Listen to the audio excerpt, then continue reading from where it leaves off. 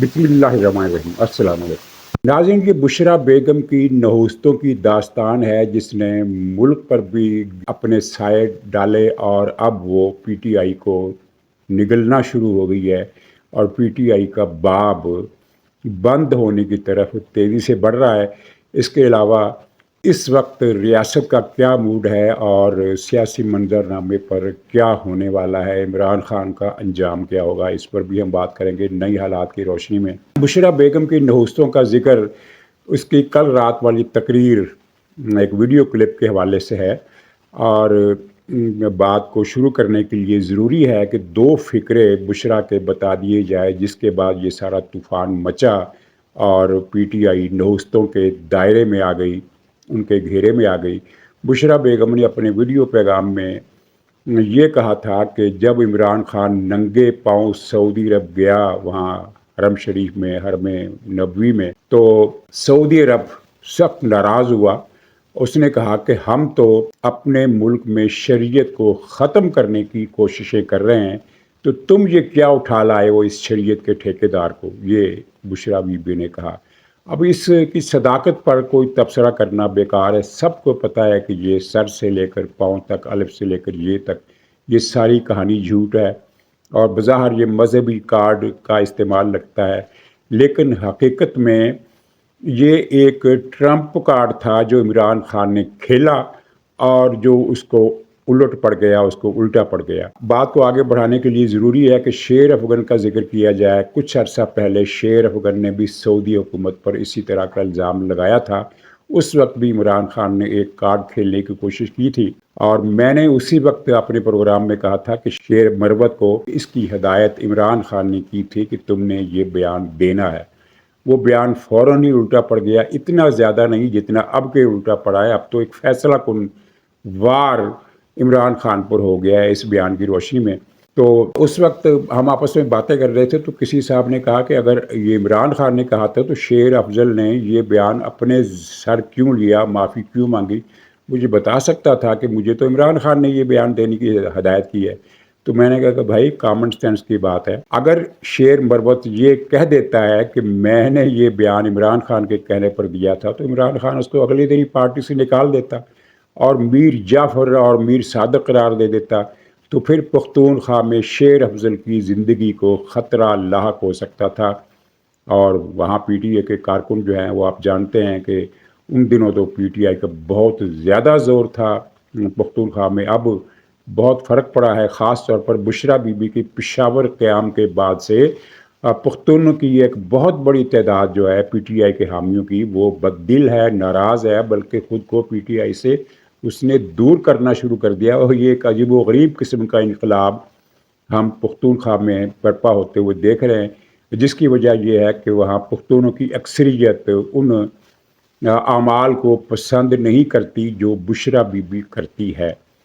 تو وہ بیان بھی شیر افضل مروت نے عمران خان کے حکم پر دیا تھا، اور اس وقت بھی عمران خان سعودی عرب سے پرانا بدلہ لینا چاہتا تھا۔ تو اب بھی اس نے سیاست میں ایک بھونچال پیدا کرنے کے لیے کہ سعودی عرب ناراض ہو جائے، بشریٰ بی بی کو یہ ہدایت کی۔ یہ بات عقل سے ماورا ہے کہ اگر کوئی یہ سمجھتا ہے کہ بشریٰ بی بی نے یہ حماقت اس لیے کہ اپنے حتمی نتیجے کی روشنی میں یہ بہت بڑا بلنڈر اور حماقت ثابت ہوا ہے یہ بشریٰ کا یہ بیان، تو یہ عقل سے ماورا ہے کہ کوئی یہ سمجھے کہ یہ بشریٰ بی بی نے اپنے طور پر حماقت کی ہے، کوئی اپنی اس نے چلاکی دکھانے کی کوشش کی ہے۔ ایسا نہیں ہے، یہ عمران خان کی ہدایت پر ہوا ہے۔ پی ٹی آئی کے حلقوں نے بتایا ہے کہ عمران خان دراصل ایک سیاسی گیم چینج کرنا چاہتا تھا اس بیان کے ذریعے کہ سعودی عرب جو پاکستان کی حکومت کی مدد کر رہا ہے اسے پاکستان سے دور کیا جائے،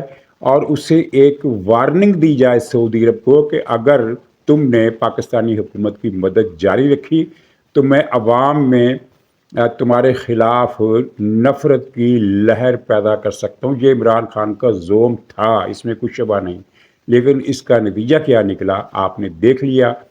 یہ فضا جو تھی عمران خان کے جو پہلے ہی کوئی اتنی مساعد نہیں تھی، اب مزید نامساعد ہو گئی ہے، اور مزید باد مخالف کے جھکڑ عمران خان کی طرف چل پڑے ہیں۔ تو ناظرین اس میں ایک فکرہ اس نے کہا کہ یعنی عمران خان کو اس بات کی سزا دی گئی اور اسی بات پر عمران خان کو یہودی ایجنٹ کا خطاب کیا گیا، حالانکہ یہودی ایجنٹ کا خطاب تو بہت 2014 سے چلا آ رہا ہے، یہ اس کے وزیر اعظم بننے کے بعد سے نہیں ہوا۔ اور اس میں بشرا بی بی نے یہ بھی کہا کہ عمران خان شریعت کا ٹھیکیدار ہے، یعنی شریعت نافذ کرنا چاہتا ہے اور سعودی عرب شریعت ختم کرنا چاہتا ہے۔ اب آپ غور کیجئے کہ اس بات کو ہو گئے ہیں 6 سال۔ سعودی عرب نے ان 6 برسوں میں کیا شریعت ختم کر دی؟ شریعت کا قانون ختم کر دیا؟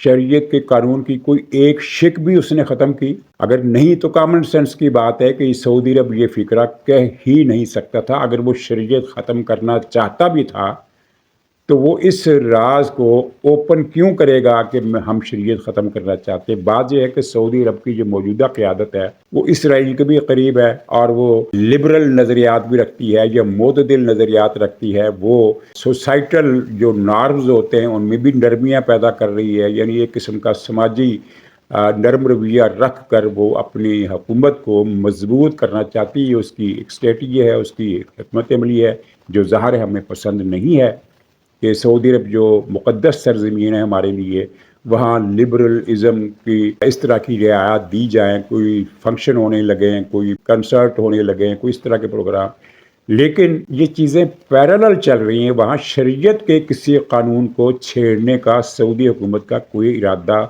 تھا نہ ہے، وہ شریعت اسی طرح نافذ رہے گی، لیکن یہ ہے کہ سوسائٹی کی جو اوپننیس ہے، جو ہمارے خلاف ہمارے نزدیک شریعت سے مطابقت نہیں رکھتی، اس اوپننیس میں انہوں نے اضافہ کیا ہے۔ اور وہ ایک الگ بات ہے کہ معاشرے جیسے بھی ہوں، جو نوجوان نسل ہے اس نے اپنے کچھ دن اس طرح کی سرگرمیوں میں گزارنے ہی ہوتے ہیں، چاہے کیسا بھی کوئی سخت گیر معاشرہ کیوں نہ ہو، نوجوانوں کو اس طرح کی سرگرمیوں سے روکا نہیں جا سکتا۔ اگر آپ ان کو کسی حال میں کوئی پارٹی کرنے کی اجازت نہیں دیں گے تو وہ اپنے گھر کی، اپنی بنگلے کی، کیونکہ زیادہ تر یہ کام اشرافیہ کلاس کرتی ہے، اور سعودی عرب میں تو خیر سے ہے ہی ساری کی ساری اشرافیہ کلاس، وہاں تو غریب آبادی موجود ہی نہیں ہے اور مڈل کلاس آبادی تھوڑی ہے، زیادہ اشرافیہ ہے۔ تو کہنے کا مطلب یہ تھا کہ اگر آپ ان کو کسی حال میں یہ اس طرح کی پارٹیاں کرنے کی اجازت نہیں دیں گے تو وہ اپنے بنگلے، اپنے کوٹھی، اپنے فارم ہاؤس، اپنے ریسٹ ہاؤس میں جو بھی انہوں نے ان کی جائیدادیں ہیں ان کے کمروں میں، بند کمروں میں وہ کر لیں گے، کوئی ان کو کیسے روک سکتا ہے؟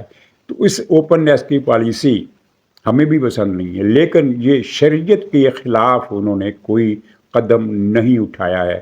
اور جو اسرائیل کا معاملہ ہے وہ ہم سمجھتے ہیں وہ ایک اور نازک مسئلہ ہے جس پر میں نے کئی مرتبہ اپنے ولاگ میں اظہار خیال کیا ہے کہ یہ زیادتی ہے، فلسطینیوں کا ساتھ دینا چاہیے، اسرائیل سے سفارتی تعلقات کے فائدے جو ہیں ان کو فوکس کرنا یہ موجودہ حکمرانوں کی پالیسی ہے، لیکن ماضی کے حکمرانوں کی خاص طور پر ہمیں تو شاہ فیصل شہید کی پالیسی یاد آتی ہے۔ تو خیر، اب بشرا بی بی ہے یہ عمران خان کو شہید بنانے پر تلی ہوئی ہے کہ وہ شریعت کی راہ میں مارا گیا، تو بھائی شریعت سے کیا مراد ہے بشرا بی بی کی، یا عمران خان کے نزدیک شریعت کی کیا تشریح ہے؟ ہم نے جو عمران خان کی شریعت دیکھی ہے وہ یہ ہے کہ مثلا ایک کلاسیکل مثال میں دیتا ہوں کہ عدت میں نکاح، کیا یہ شریعت ہے؟ اور انہوں نے اس شریعت میں اضافہ یہ کیا کہ عدت میں نکاح کا گند مارو، لیکن اگر کوئی اس گند کو گند کہے تو اس پر پڑ جاؤ، اس پر حملہ کر دو کہ تم یہ گند کیوں پھیلا رہے ہو۔ یعنی عدت میں نکاح پر اعتراض کے بارے میں ہم نے اس ملک میں یہ پروپیگنڈا ہوتے ہوئے سنا کہ یہ تو گندی سیاست ہے، گندی بات ہے، عدت میں نکاح پر اعتراض کرنا گندی بات ہے، عدت میں نکاح کرنا بری بات نہیں، عدت میں نکاح پر اعتراض کرنا گندی بات ہے۔ یا پھر وہ شریعت سے ان کی مراد وہ ہے جو عمران خان نے عائلہ ملک کو ایک 20 منٹ کی کال کی تھی کہ جس کے 3 فقرے سن کر اچھے لوگوں کے کان سرخ ہو گئے اور وہ انہوں نے ٹیلی فون بند کر دیے۔ میرا نہیں خیال کہ وہ گفتگو کسی نے 2 منٹ سے زیادہ سننے کی ہمت کی ہوگی، کوئی بھی شریف آدمی ایسی گفتگو نہیں سن سکتا جو عمران خان نے کی۔ تو کیا عائلہ ملک والا جو فون تھا عمران خان کا وہ تھی شریعت؟ یا وہ شریعت خود بشرا بی بی کی وہ جو زلفی بخاری سے معاشقہ لڑا رہی تھی اور اس کو بتا رہی تھی کہ دوسری لڑکیوں کو عیاشی کے لیے استعمال کرو، تو 2-3 दिन سے زیادہ مت رکھو، بس 2-3-4 दिन کے بعد بدل لو، یا اس طرح کی لڑکیوں کے ساتھ اس طرح رکھتے رہو، کوئی مسئلہ نہیں ہے، لیکن زیادہ دن کسی لڑکی کو مت رکھو، زیادہ دن توجہ میری طرف ہی رکھو۔ تو کیا وہ شریعت تھی؟ یا اس شریعت سے مراد وہ شریعت ہے جس میں پی ٹی آئی کی خواتین کارکنان نوجوان وہ یہ کہیں کہ میں بھی عمران خان کے بستر پر لیٹنا چاہتی ہوں اور میری ماما بھی عمران خان کے ساتھ بستر پر لیٹنا چاہتی ہیں؟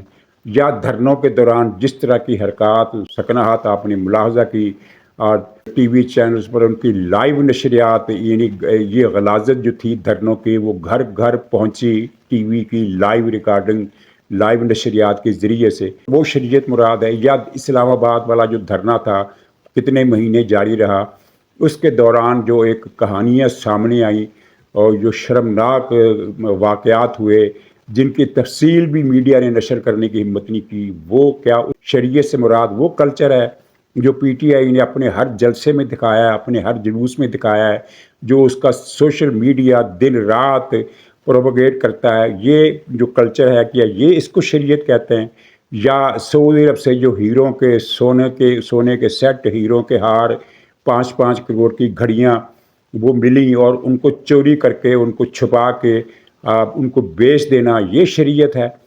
تو عمران خان اور بشرا بی بی کی جو شریعت ہے اس کی تفصیلات اگر لکھی جائیں تو نئے دور کا کاما سترا بن جائے گا۔ تو یہ ہے وہ شریعت جس کا عمران خان علمبردار تھا۔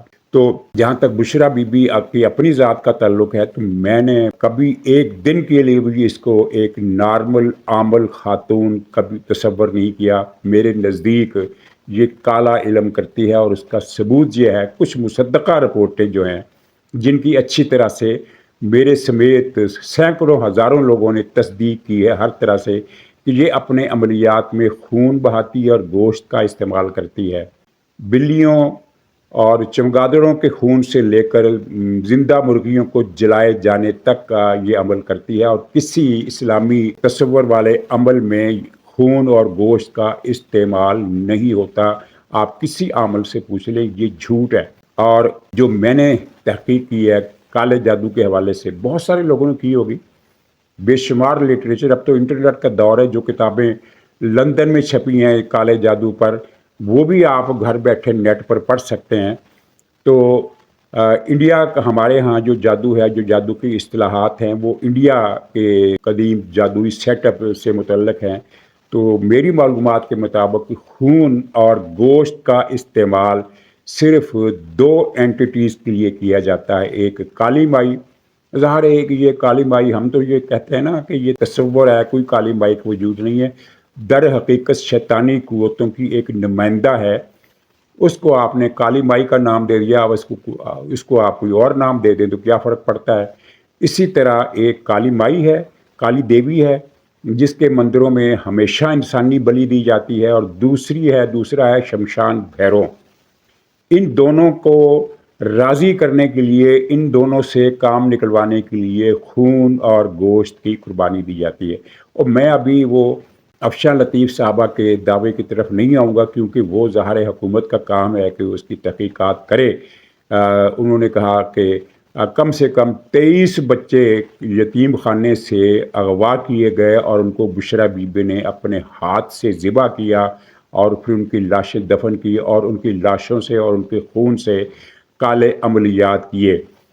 اس الزام کو افشاں لطیف نے ایک مرتبہ نہیں 1000 مرتبہ دہرایا ہے، بے شمار انہوں نے انٹرویوز دیے ہیں، پریس کانفرنسیں کی ہیں، خود ویڈیو بنا کر اپلوڈ کی ہے کہ میرے پاس ان چیزوں کے ثبوت موجود ہیں اور حکومت تحقیقات کرے، لیکن نامعلوم وجہ کی بنیاد پر یا بعض مسلطوں کی وجہ سے یا اس ڈر سے کہ پاکستان کے اندر کوئی اس کا منفی ری ایکشن نہ آ جائے، پتہ نہیں جو چکر ہے، مجھے نہیں پتا کہ حکومت یا ادارے اس الزام کی تحقیقات کیوں نہیں کرتے۔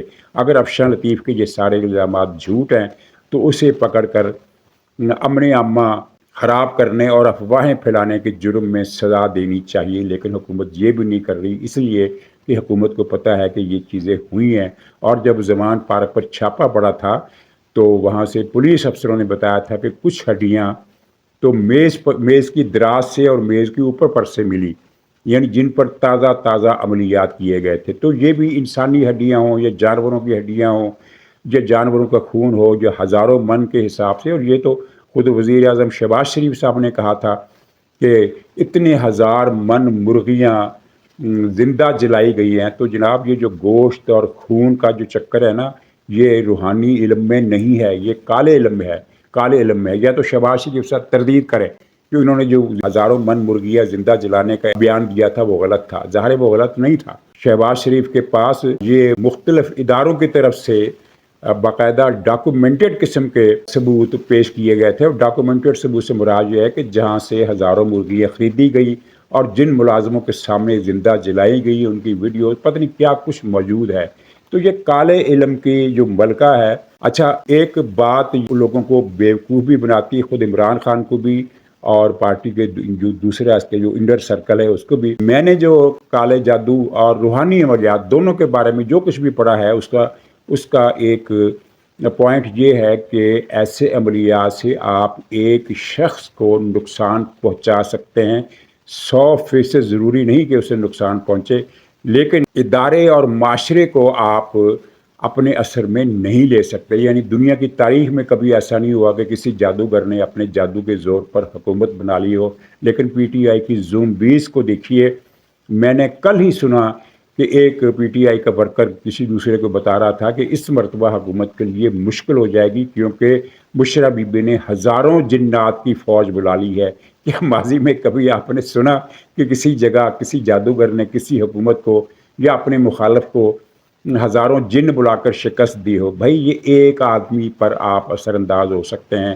اپنے موکلات کسی کے گھر میں بھیج دیے، ان موکلات نے گھر میں خون کے چھینٹے ڈال دیے، کسی فرد کو بیمار کر دیا، ان کا کوئی مالی نقصان ہو گیا، گھر میں آگ لگ گئی. ایک شخص پر آپ کر سکتے ہیں.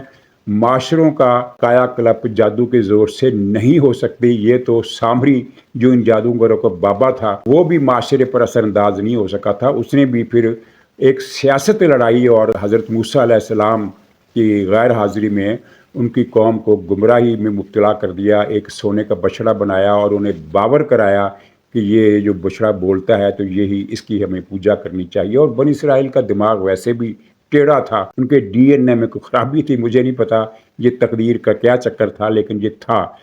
تو یعنی اس کا انفرادی عمل یہ تھا کہ اس نے جادو کے زور سے ایک ایسا بچڑا بنا لیا جو زندہ بچڑوں کی طرح آواز نکالتا تھا اور حرکت بھی کرتا تھا. لیکن وہ کیا ہوا؟ حضرت موسیٰ کی واپسی ہوئی. حضرت موسیٰ علیہ السلام نے اسے پگھلا کر سب کے سامنے دریا میں ڈال دیا یا کیا کر دیا، تو جادو ٹوٹ گیا. اور سامری جو تھا پھر وہ اپنے ساری جادو کے باوجود بنی اسرائیل میں موو کرنے کے قابل نہیں رہا. تو اب بشرا بی بی عمران خان کو یہ تاثر دیتی رہی کہ میں جادو کے زور سے باجوہ کو مار دوں گی، میں جادو کے زور سے جنرل فیض کا تبادلہ روک دوں گی، میں جادو کے زور سے فیض کو آرمی چیف بنوا دوں گی، میں جادو کے زور سے قاضی فائز عیسیٰ کو چیف جسٹس نہیں بننے دوں گی، میں جادو کے زور سے حافظ عاصم منیر کو نہیں بننے دوں گی. کتنے جادو اس نے کر کے دیکھ لیے اور عمران خان نے بھی دیکھ لیا، ایک کام بھی نہیں ہو سکا. ہاں جب تحریک عدم اعتماد آئی تو اس نے بنی گالا میں کچھ مٹکے منگوائے اور عمران خان سے کہا، اور یہ چیزیں بھی ISI کے ذرائع اور دوسرے ذرائع کے ذریعے پہنچی اور لوگوں کو پتہ چلی. اس نے کچھ مٹکے منگائے 5-6 اور عمران خان کو بتایا کہ میں مٹکوں کا جادو کروں گی اور تحریک عدم اعتماد ناکام ہو جائے گی. تو کیا وہ ناکام ہوئی؟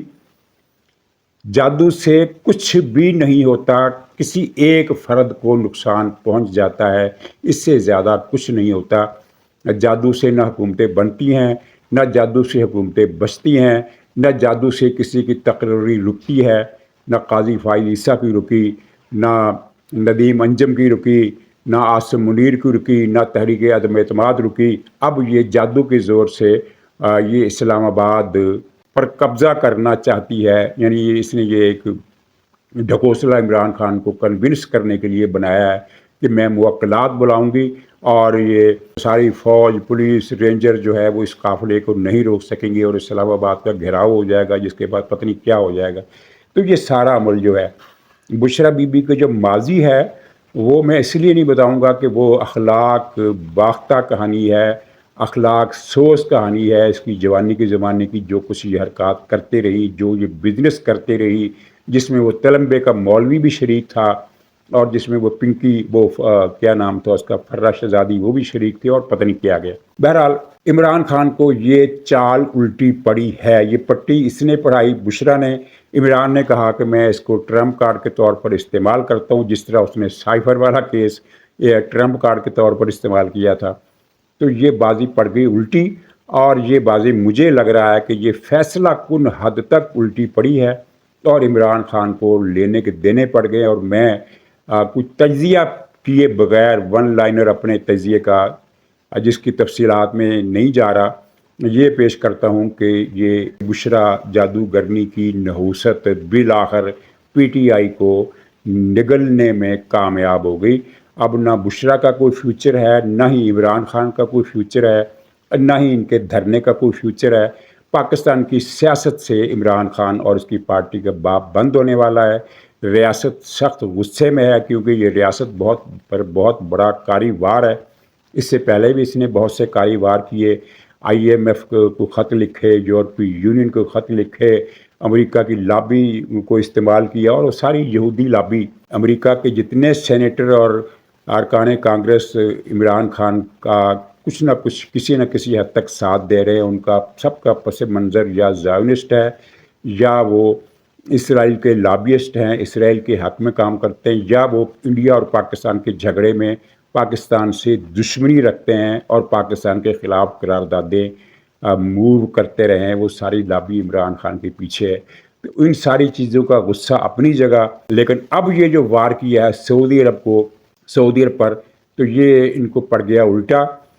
پاکستان میں سعودی عرب کے خلاف آج تک کوئی تحریک جو ہے وہ کامیاب ہونا تو بڑی دور کی بات ہے، وہ ایک اڑان تک نہیں بھر سکی۔